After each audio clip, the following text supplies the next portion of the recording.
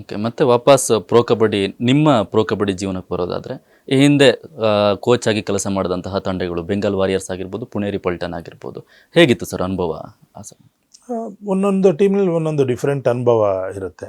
But ಕೋಚದೇ ಬೇರೆ talent ಇರುತ್ತೆ. ಕೋಚೇ ಯಾವತ್ತೂ. ಕೋಚಲ್ಲಿ ಅವನದೇ ಆದಂಥ ನಾಲೆಜ್ ಐತಿ. ಯಾವುದೇ ಒಂದು ಕೋಚು ಅವನು ಒಂದು ಟೀಮ್ನ ಟಾಪ್ ಲೆವೆಲ್ ತೊಗೊಂಡೋಗ್ತಾನೆ, ಚಾಂಪಿಯನ್ ಮಾಡ್ತಾನೆ.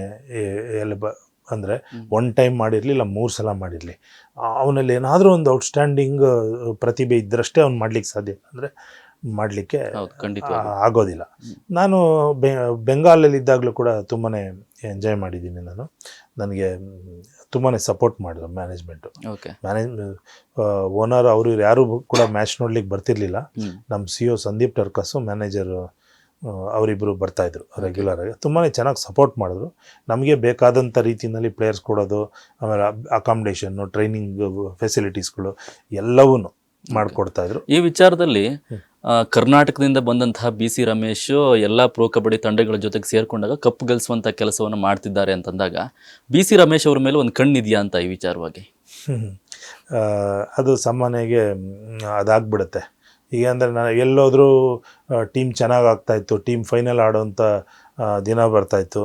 ಬಟ್ ನಾನು ನನ್ನದೇ ಆದಂಥ ಒಂದು, ನನಗೆ ಯಾರ ಮೇಲೂ ಚಾಲೆಂಜ್ ಮಾಡಬೇಕು, ಯಾರ ಮೇಲೂ ವಾದ ವಿವಾದಗಳು ಮಾಡೋದು, ಅವ್ರು ಸರಿ ಇಲ್ಲ ಇವ್ರು ಸರಿ ಇಲ್ಲ ಅನ್ನೋದು, ಇದು ಯಾವುದು ನನಗೆ ಸಂಬಂಧಪಡದೇ ಇರೋದು.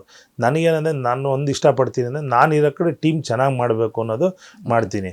ಬಟ್ ಕೆಲವ್ರು ಯಾರಾದರೂ ಮಿಡ್ಲಲ್ಲಿ ಬಂದು ಮಿಡ್ಲಲ್ಲಿ ತಲೆ ತೋರಿಸಿ ನನ್ನ ಹುಡುಗರು ಹಾಕ್ಕೊಳ್ಳೋಣ, ಇವ್ರನ್ನ ಹಾಕ್ಕೊಳ್ಳೋಣ, ಅವ್ರನ್ನ ಹಾಕ್ಕೊಳ್ಳೋಣ ಅನ್ನೋಂಥ ಅಂದಾಗ ನನಗೇನು ಅನ್ಸುತ್ತಂದರೆ, ಕೋಚ್ ನಾನು, ರೆಸ್ಪಾನ್ಸಿಬಿಲಿಟಿ ನನ್ನ ಮೇಲೆ ಬರುತ್ತೆ. ಗೆದ್ದರೆ ಸೋತ್ರೆ ನಾನೇ ರೆಸ್ಪಾನ್ಸಿಬಿಲಿಟಿ ಆಗ್ತೀನಿ.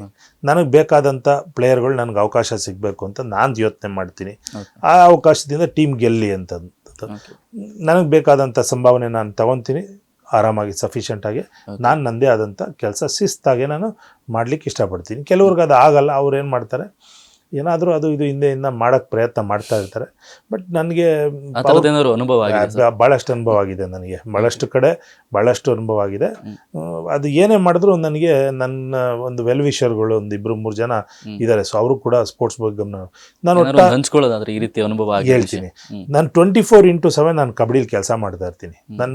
ನಾನು ಪ್ರತಿ ದಿನವೂ ಕಬಡ್ಡಿಗಾಗೆ ಸೀಮಿತವಾಗಿ ಏನಾದರೂ ಮಾಡ್ತಾನೆ ಇರ್ತೀನಿ. ಎಲ್ಲಾದರೂ ಹುಡುಗರಿಗೆ ಫೋನ್ ಮಾಡೋದು, ಅದು ಮಾಡೋದು, ಹೇಳೋದು, ಮಾಡೋದು, ಒಂದು ಟ್ರೈನಿಂಗ್ ಕೊಡ್ತಾ ಇರೋದು, ಏನಾದರೂ ಒಂದು ಮಾಡ್ತಾ ಇರ್ತೀನಿ. ಕಬಡ್ಡಿಲೇ ಇರಬೇಕು, ನನ್ನ ಕಬಡ್ಡಿನೇ ನನ್ನ ಮನೆ ದೇವರು ಅಂದ್ಕೊಂಡು ನಾನು ತುಂಬಾ ಕೆಲಸ ಮಾಡ್ತಾಯಿದ್ದೀನಿ. ಮಾಡೋದ್ರಿಂದ ಅಂತೆ ಬೇರೆಯವರು ಅವ್ರು ಏನೇ ತೊಂದರೆ ಕೊಡೋಕ್ಕೆ ಬಂದರೂ ನನಗೆ ಅಷ್ಟು ತೊಂದರೆ ನನಗೆ ಆಗೋದಿಲ್ಲ. ಎಲ್ಲೋ ಒಂದು ಕಡೆ ದೇವರ ಆಶೀರ್ವಾದ ನನಗೆ ಸಿಗುತ್ತೆ. ನೀನು ಕಬಡ್ಡಿಗಾಗಿ ನೀನು ಕೆಲಸ ಮಾಡ್ತಿರ್ತೀಯ 24/7, ಅದರಿಂದ ನೀನು ದೇವ್ರು ನನ್ನಿಂದ ಒಳ್ಳೇದಾಗುತ್ತೆ ಅಂತೇಳಿ ದೇವತೆಗಳು, ಆಮೇಲೆ ನಮ್ಮ ಜನರ ಆಶೀರ್ವಾದ, ಆಮೇಲೆ ನನಗೇನೋ ಒಂದು ಸ್ವಲ್ಪ ಲಕ್ಕು ಸ್ವಲ್ಪ ಜೋಡುತ್ತಿದೆಲ್ಲ. ನಾನು ಕಷ್ಟಪಡೋದ್ರಿಂದ ಲಕ್ಕು ಸ್ವಲ್ಪ ಸಿಗುತ್ತೆ. ಅದರಿಂದ ಆ ಹುಡುಗರುಗಳು ಒಳ್ಳೊಳ್ಳೆ ಕೆಲವು ಹುಡುಗರುಗಳು ಸಿಗ್ತಾರೆ.